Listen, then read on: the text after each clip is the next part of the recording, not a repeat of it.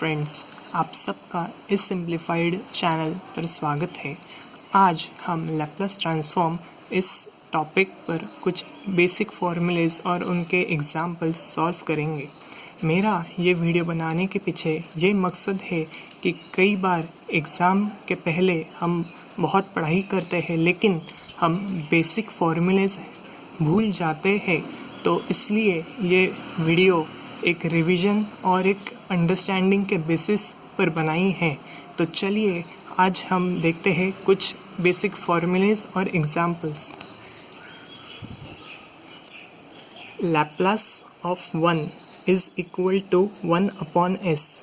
तो अगर हमें लैप्लास ऑफ 10 फाइंड करना हो तो 10 times of Laplace 1 is equal to 10/s।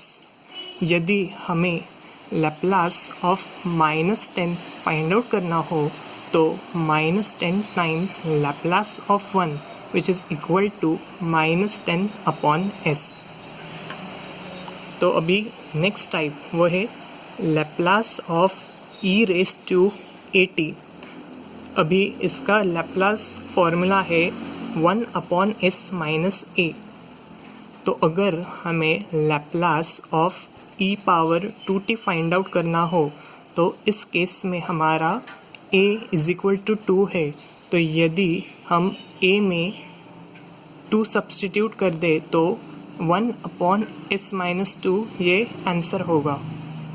तो यदि हमें अगर Laplace of e⁻2t find out करना हो तो इस केस में हमारा a -2 है और इसकी वैल्यू हमें 1/s+2 मिलेगी।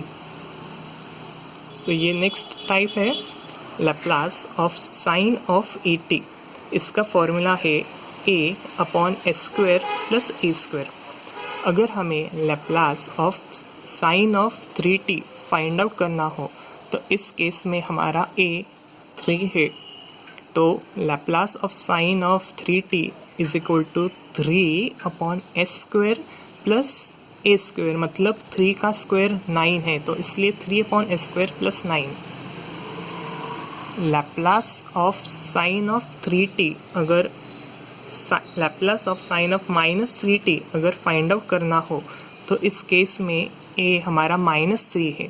तो Laplace of sine of -3t is equal to -3/s² plus -3 का स्क्वायर भी 9 होगा, इसलिए s² + 9। तो भी नेक्स्ट टाइप है लैप्लास ऑफ कॉस ऑफ 80। इसका फॉर्मूला है s/s² + a²। तो लैप्लास ऑफ 4t हमारा a 4 है, तो इसका आंसर होगा s²